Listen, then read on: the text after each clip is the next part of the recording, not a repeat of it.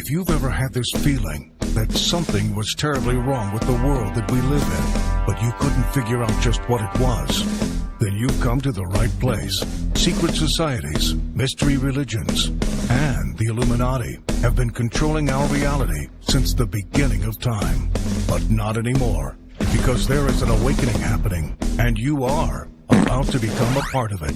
Wake up, because this is a call for an uprising. This is a call for an uprising. Welcome to today's show. Before I get into the video, I just want to thank everybody for your continued support. I want to let you know that you can support this channel through Patreon if you're not one already.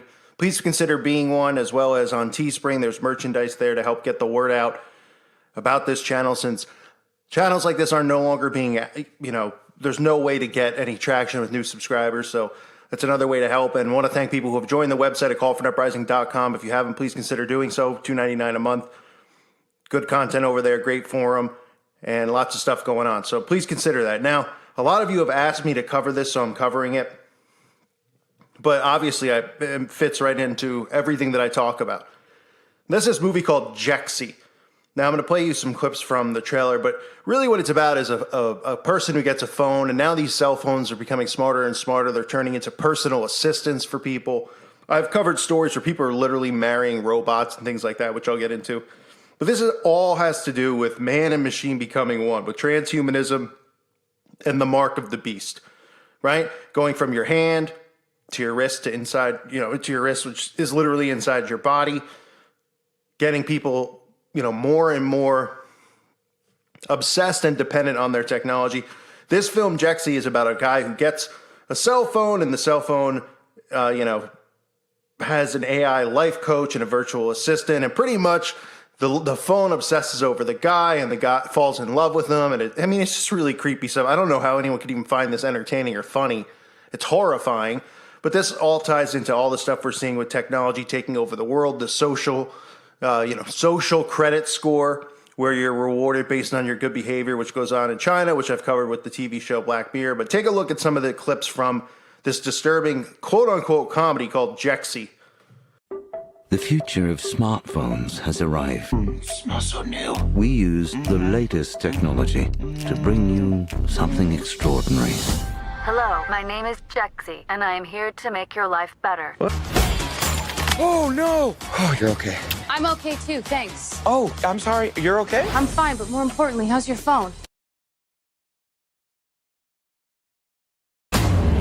You promised you'd be home by 11 to watch Cupcake Wars with me. Okay, but... You are going to pay for this.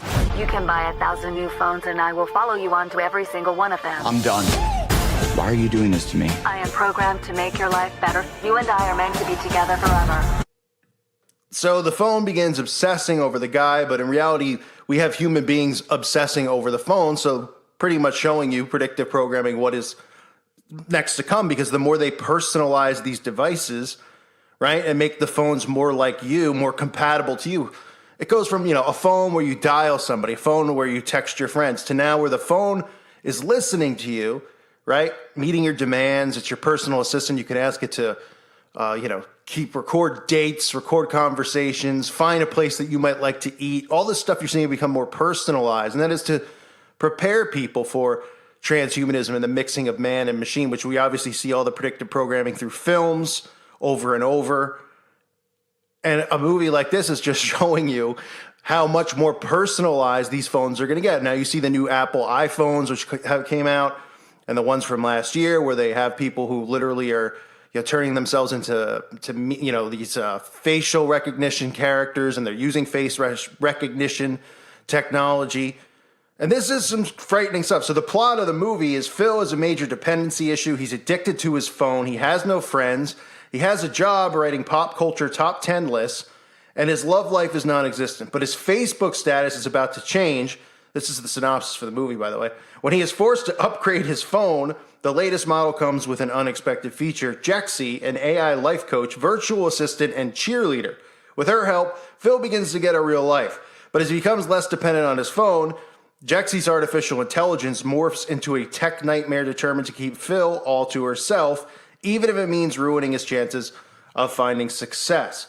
So this type of stuff, I've covered before with, remember this guy, the man who built and married his own sex robot and is now making them for other lonely men. We know that people are obviously beyond obsessed and dependent on their cell phones. We see it. I mean, you can't go out somewhere and not see these people just texting. They can't go 2 seconds without it. It's frightening, right?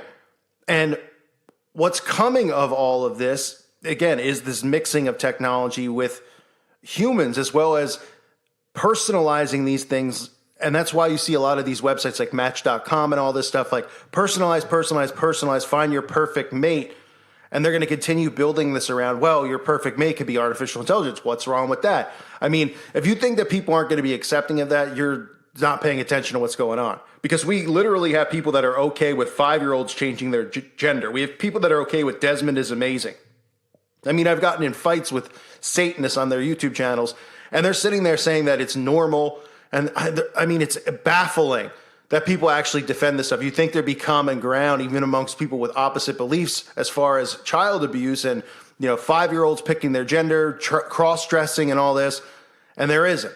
People are accepting of it. So just, you think people would laugh when this guy, an engineer, marries his sex robot, but people are actually like, oh, can I get one too? That's what teens are looking at it that way, right? Because we're seeing people more and more dependent on technology, so much so that they only communicate through technology. Right? Like men can't go out anymore, younger guys, and pick up girls. They don't even know how to talk to them. And vice versa, because everybody's so used to doing everything through their phone and their device. Then when they personalize these sex robots, oh, well, this sex robot likes to do the same exact things that you do, and it's designed to look like your perfect match. I mean, it's pretty freaky, right? And this is the way that we're going with technology is exactly what they show you in this Jexy movie. This is predictive programming.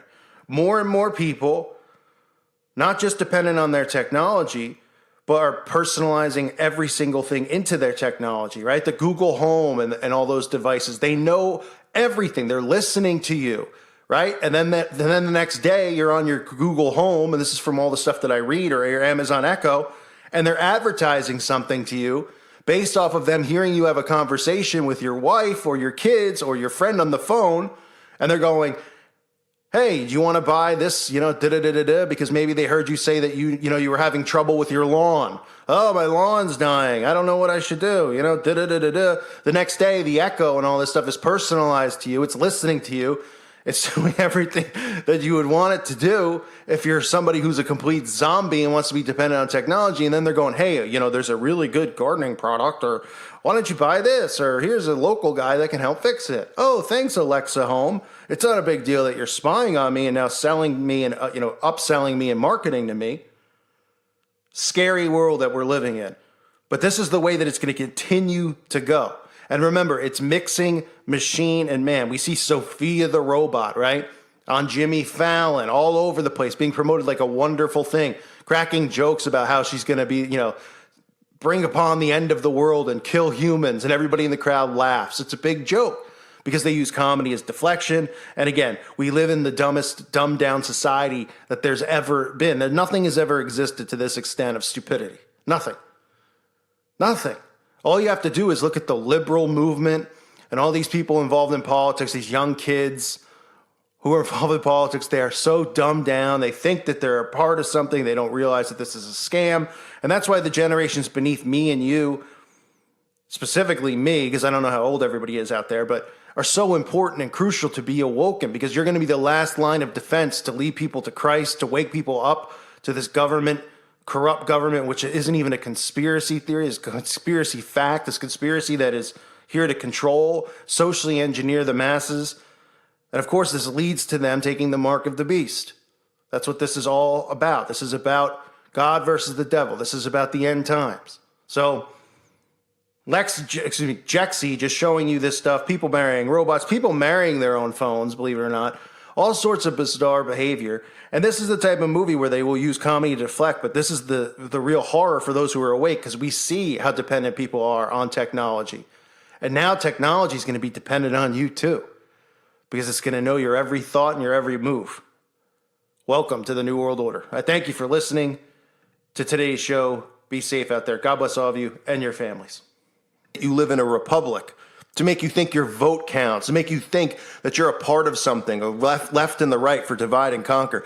These people are the reason that all of these children are under attack. These people are the reason that Christianity is under attack, and we're judged as bigots and hateful people because of people like Taylor Swift. Whether it sounds psychotic or not, it's the truth. Because like I always tell people, especially in the live streams, people ask me questions. I always say, look, just think about when they come out and they go, this is the new trend. This is what people are wearing in the summer. This is, now suddenly this is back in style. This is all through social engineering. And the same thing goes with how people are persuaded into accepting all this stuff. It's not because, the times have changed. Suddenly, it's not taboo to be gay. It's because they've socially engineered it. They've got to a point where they had people mind controlled enough where they knew they can influence people through these celebrities and be able to get away with completely flipping and inverting all of God's laws upside down and doing everything against what God's word and laws are. That's what Satanism is about, not just worshiping Lucifer, creating a society that's completely against what God demands. So I went a little bit off track. There wasn't much to go here because she just sung on Saturday Night Live as far as pointing out, symbols in the song and stuff. But when the actual music video comes out, which I expect it would be coming out soon, since she just sung it on Saturday Night Live, I'm sure it's going to be filled with stuff. But again, this is just more of these people referencing week after week.